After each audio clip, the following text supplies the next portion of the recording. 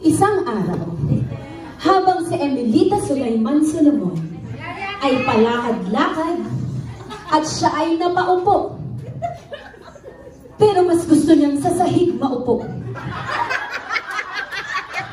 Sa sahig ka, ako na rin. At habang siya ay nakaupo sa sahig, siya'y umiyak. Umiyak ng walang tunog. Sumisigaw ang kanyang pag-iyak ng walang tunog. Sinasabi niyang, nasaan ka na anak? Hating gabi na, wala pa ang aking anak. Alalang-alala na ako. Ang hirap maging isang OFW at biglang pumasok ang kanyang anak na si Reza. At sinabing, bakit ngayon ka lang? Wag mo akong yakapin. Itinulak niya ang kanyang ina pero hindi malakas kasi baka malaglag. Napaupo siya sa sahig. Sa sahig. At nag-uusap sila. Sinasabing wala kang kwentang ina, bakit mo ako hahanapin? At pilit na gustong yakapin ng OFW na ina. Hindi pa magpapayakap si Ate Reza kasi naamoy niya na amoy ulam siya. At si Ate Emelita ay tinulak na naman niya kapag sa sahig. Tinulak ang sahig. Pero umiyak siya at nagkaroon ng awa si Reza. Nagkaroon sila ng kapatawaran. At nagkaroon sila ng forgiveness sa isa't isa.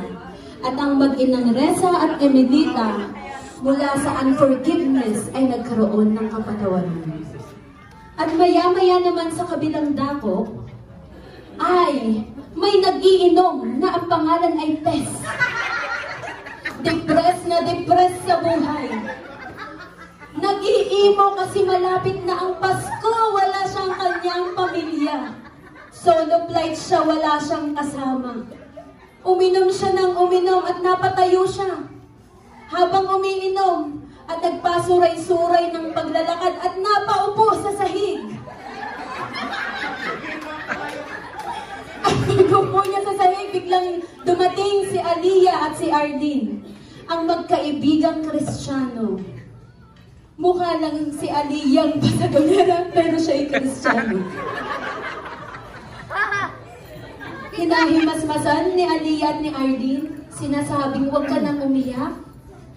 Ipapakilala namin sa iyo ang Panginoon. Ngunit nagpumiglas si Tess. Nagpumiglas siya, ayaw ko.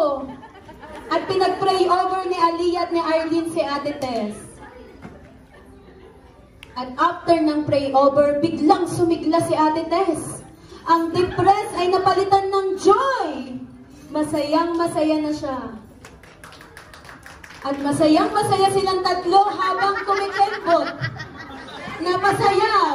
Dito tayo, kung saan bida ang... At sa kabilang dako naman ay ang isang madam na nagngangalan na Sally. Talaga namang napakasungit niya. Mapagmataas. Pumasok ang dalawang serbante at kanyang pinag-uutosan. Tinalsik niya ang isang baso. Bakit mainit ang sabi ko malamig? At tinulak niya si ate.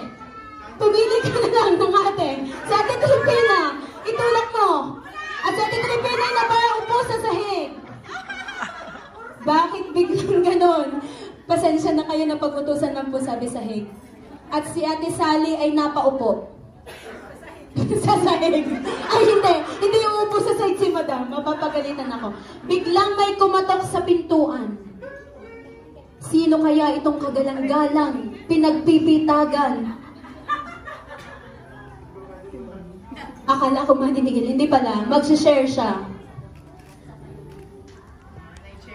Ayan. So, ang greedy na madam ay magiging generous na. So, pagkatapos niyang i-share, kukuha siya ng wallet. Kukuha ng wallet si Ate Sally, bubuksan niya at kukuha ng 100 dirham. Meron ba? Hindi niya ibibigay kay ate, doon ka sa serban. Sabi lang pala. Sorry.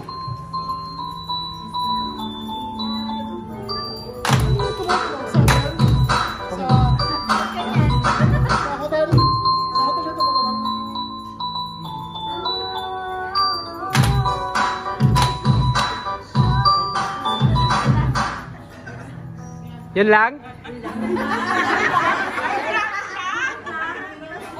Kagandahan pa naman pinuto. Sabi 5 minutes lang. Ang nagsindi nitong ilaw, walang iba, kundi ikaw. Salamat sa liwanag mo, muling magkakakulay ang Pasko. Ang nagsindi nitong ilaw, walang iba, kundi ikaw. Salamat sa liwanag mo, muling magkakakulay ang Pasko. 105. Sabi po sa Psalms 119:105, ang salita ng Diyos ay ilaw ng aking mga paa, ay liwanag ng aking landasan.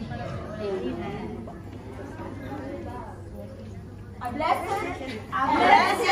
Merry Christmas and a prosperous